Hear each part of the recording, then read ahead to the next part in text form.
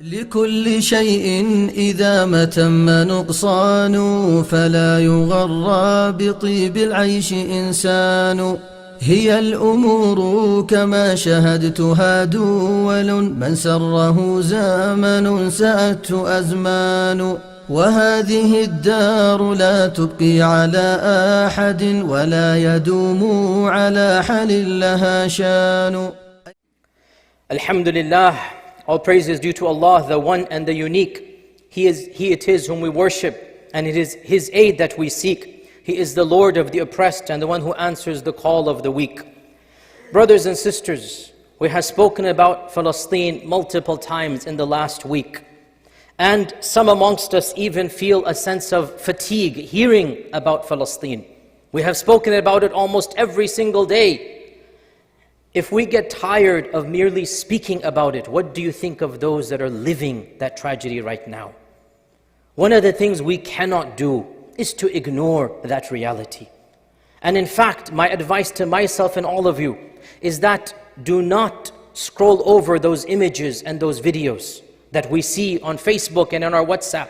Rather, watch them so that your hearts remain alive at the pain and suffering that is happening as we speak.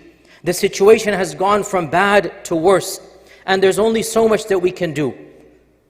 I advise myself and all of you, first and foremost, to follow the news. Log on just for the sake of that particular area. Find out what is going on and understand and listen, so that perhaps, inshallah ta'ala, our hearts will always remain motivated. As well, do not trivialize the spiritual elements of combating this problem.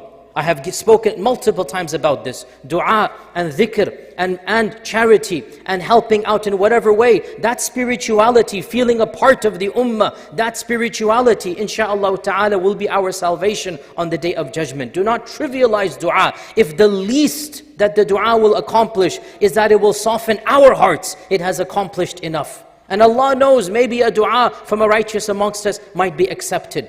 As well, dear Muslims, I want every one of us to educate himself or herself about the political realities of Palestine, so that you can challenge the narrative in your own circle of friends, in your own acquaintances. I want every one of you to become an ambassador for this cause, because it is an Islamic cause. Do not allow any of your friends or acquaintances to say something that is incorrect. Become a beacon of information. If all of us did this, then the narrative will change. Every one of you has friends in your own circle, your colleagues at work. Every one of you has people that follow you on Facebook that have the opposite news, that have the incorrect understanding. Perhaps you can be the one whom Allah uses to change one person's narrative and gain one ally and support. Be proactive and be wise and know your facts, know your figures, and that requires you to study as well. Also, brothers and sisters, now is also the time to monitor our own elected officials and others in our community who are allying with the wrong side. And of course, it's true, our quantities are small, but in some areas we can have clout and influence. And eventually, inshaAllah ta'ala, we will have the numbers to have a change across this country. But there are areas in this country where we already have those demographics. We cannot sit by silently when our own elected officials make such statements. Challenge them, tweet at them, write to them.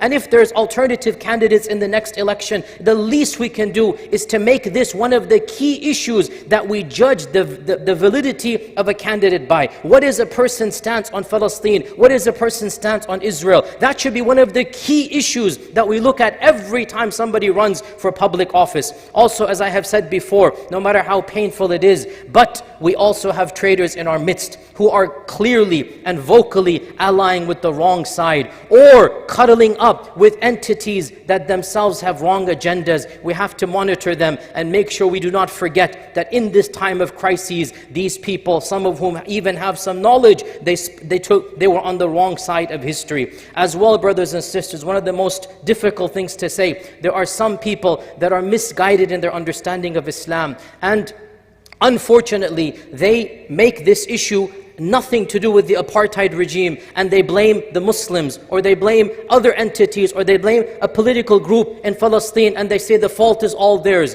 Forget those other issues. Right now, we have an aggressor, and we have those upon whom aggression is done. Right now, we have a zalim, and we have a mazloom. Anybody who ignores the zalim, anybody who ignores this Zionist apartheid entity, and concentrates on maybe some mistakes were made, or maybe other issues have to be done, but now is not the time. We have a clear enemy, aduwwun mubin, and for anybody to ignore that enemy and to instead say it's your fault or your fault or your fault, then this is an internal enemy. We will discuss our differences later on. No doubt there are different understandings of Islam, but right now the ummah has to unite under the banner of La ilaha illallah Muhammadur Rasulullah. Anybody who wants to divide the ummah now, anybody who's going to point fingers within the ummah, even as the bombs are dropping and you ignore them, this is a person who, the least that we can say about him, lacks complete wisdom and hikmah and does not understand the reality of Islam. And I say this because I know some of them are sincere and some of them genuinely believe this is their version of Islam, but they are misguided and mistaken, even if Allah forgives them on the Day of Judgment. And we need to call out this backwardness of trying to find fault with other Muslims and other understandings and ignoring the bigger enemy in the room. There's a time and a place to talk about internal issues. Right now, when people are dying and children are being buried and bombs are falling on our heads, now is not the time to divide and disunite. Also, brothers and sisters, there are charities that alhamdulillah are doing positive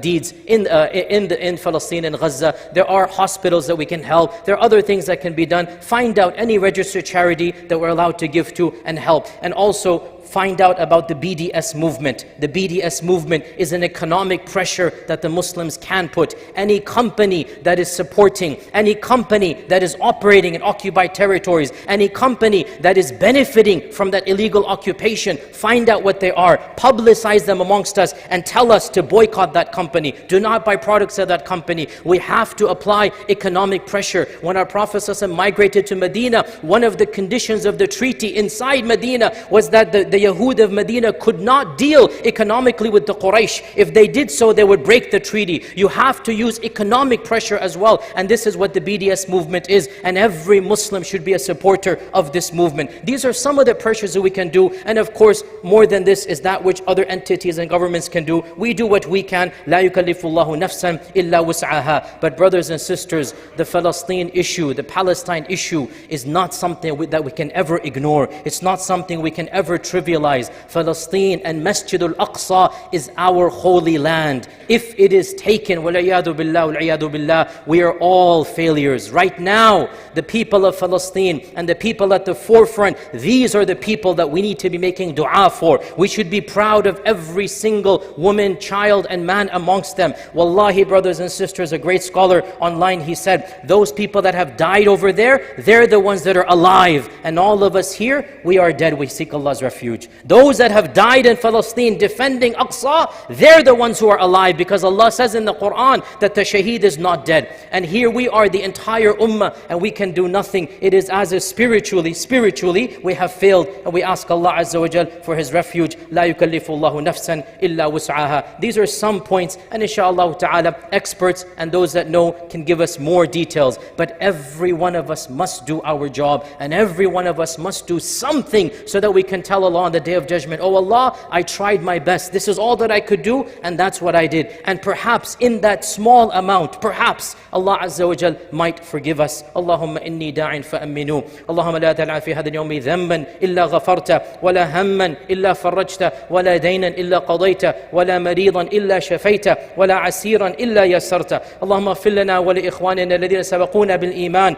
wa la taj'al fi qulubina ghillan lil ladhina amanu. Rabbana innaka ra'ufur rahim. اللهم أعز الإسلام والمسلمين اللهم أعز الإسلام والمسلمين اللهم أعز الإسلام والمسلمين اللهم من أرادنا أو أراد مقدساتنا بذل اللهم فعليك به يا الله يا قوي يا عزيز. Oh Allah, we ask you to destroy the tyrants, oh Allah, destroy the oppressors, oh Allah. Oh Allah, show us the miracles of your power in them, oh Allah. Help our brothers and sisters in Palestine, oh Allah. Help them to overcome the evil and the aggressors, oh Allah. Oh Allah, show us your rahmah and mercy and power through them and by them, O Allah. For indeed you are the Qawi, you are the Aziz. عباد الله إن الله تعالى أمركم بأمر بدأ به بنفسه وثنى بملائكة قدسه وثلث بكم أيها المؤمنون من جنه وإنسه فقال عز من قائل عليما إن الله وملائكته يصلون على النبي يا أيها الذين آمنوا صلوا عليه وسلموا تسليما اللهم صل وسلم وبارك وأنعم على عبدك ورسولك محمد وعلى آله وصحبه أجمعين. عباد الله إن الله تعالى يأمر بالعدل والإحسان وإيتاء ذي القربى وينهى عن الفحشاء والمنكر والبغي يعظكم لعلكم تذكرون. اذكروا الله العظيم يذكركم واشكروه يزد لكم ولذكر الله تعالى أكبر. وأقم الصلاة. يا من أجبت دعاء نوح فانتصر وحملته في فلكك المشحون يا من أحال النار حول خليله روحا وريحانا بقولك كوني